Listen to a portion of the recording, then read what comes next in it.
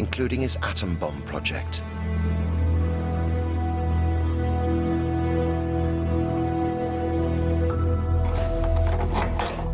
At a chicken farm in the Iraqi desert, they uncovered a treasure trove of documents.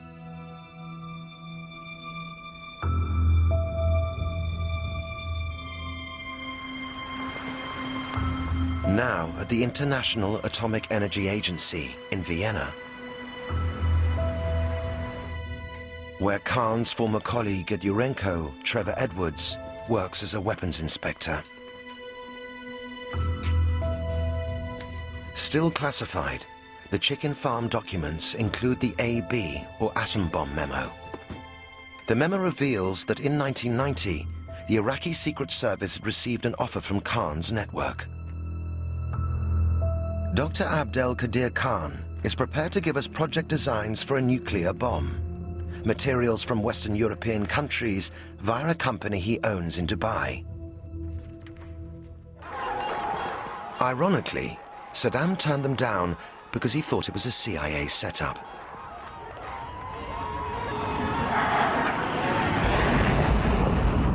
Yet Saddam's regime would eventually be destroyed by the Americans and British, claiming he had weapons of mass destruction.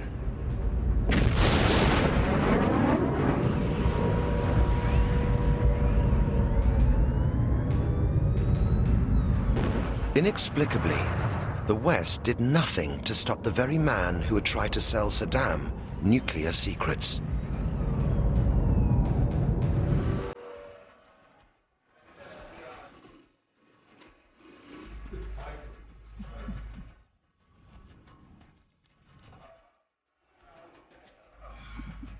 And so during the 1990s, Khan and his network were allowed to become very rich on the proceeds of successful sales to other clients the West knew nothing about.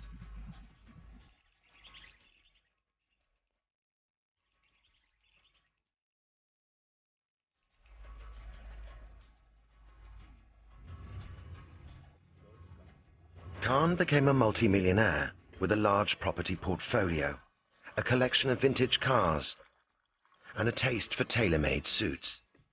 Here, I'll take 2 shirts of the same size, please. Thank you.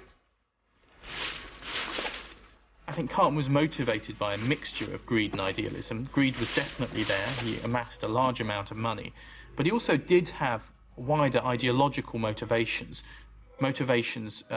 Partly centered around resentment of the West, partly centered around a desire to spread the bomb to as many countries as possible, because he believed it was the right of countries to have a nuclear bomb for their own security if they wanted it. May 1998. Pakistan exploded its first bomb in response to Indian nuclear tests the same month. The threat of atomic warfare on the subcontinent between the two enemies was now ever present. But overnight, Khan became a hero in Pakistan and much of the Muslim world. I remember how President Musharraf praised me to the Pakistani people. Allah Almighty has heard our nation's prayers. You are a national hero. Your place in history is assured.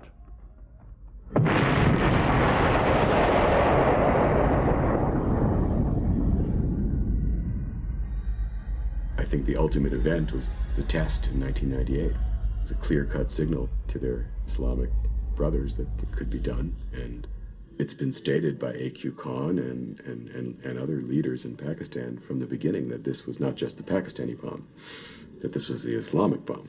And, you know, I think that that's something of grave concern. A.Q. Khan was instrumental in Pakistan getting the bomb, which has heightened the chance of nuclear war in South Asia. Also, you have to worry that a future government may become fundamentalist and then may use its nuclear arsenal to confront the West and become much more provocative and aggressive. So you have to worry a great deal about the nuclear assets in Pakistan. The research laboratories at Kahuta now began brazenly advertising nuclear technology at international arms fairs. But who was Khan selling to?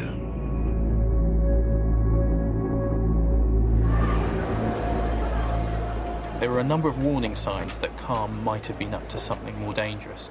There were signs from Khan's unusual travel. He was travelling to a lot of countries around the world where it wasn't clear exactly what he was doing.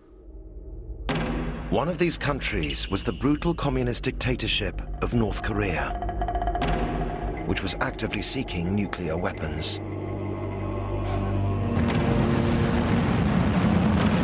The Koreans provided Pakistan with missiles for their atomic arsenal.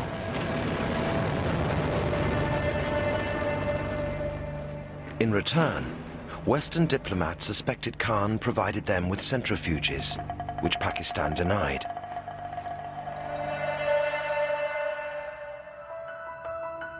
As concerns grew in the late 1990s, intelligence on Khan was made top priority. A joint task force was set up between MI6 and the CIA. It was agreed between the two sides that they'd share everything, but that it would be a very small team and that no one outside the teams would be told about what they were doing. The task force concentrated on Khan's activities in Dubai and the Middle East, and made a shocking discovery. For a valued customer as yourself, I think it is important that we should meet in person. And of course, Khan's network was dealing with one of the West's sworn enemies, Colonel Gaddafi. Libya had orchestrated terrorist attacks against the West, including the Lockerbie atrocity, which cost 270 lives. The intelligence team knew Libya wanted to buy nuclear weapons materials and suspected Khan was prepared to sell them. The question was, what to do about it? We had to make a decision. Do we stop this activity or do we watch it longer in the hope of understanding it better so that when we moved against it, we could take it out by the roots? And it was clearly the preference in Washington to watch it, track it better. And when we understand it better and feel we can eradicate it more completely, to take action only then. But the pursuit of Khan was suddenly thrown off course.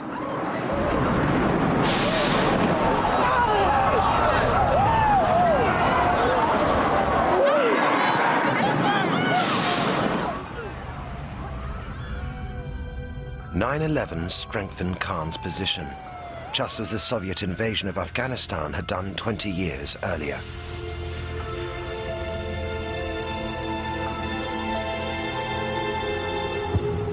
September the 11th attacks hugely complicated and slowed down efforts to stop A.Q. Khan. That's because all of a sudden Pakistan was a very important ally for the United States. The US needed Pakistan's help in going after Al-Qaeda and going after Osama bin Laden. Now that was a problem in dealing with A.Q. Khan, because to deal with Khan you needed to put pressure on Pakistan, and doing that was very difficult because of Khan's status as a national hero. The Americans pressured Pakistan to rein in Khan. President Musharraf called him in person.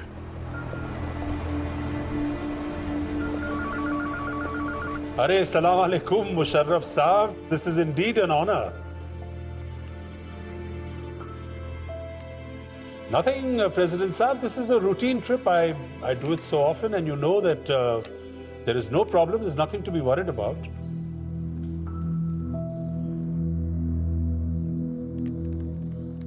President Saab, why are you bothering yourself?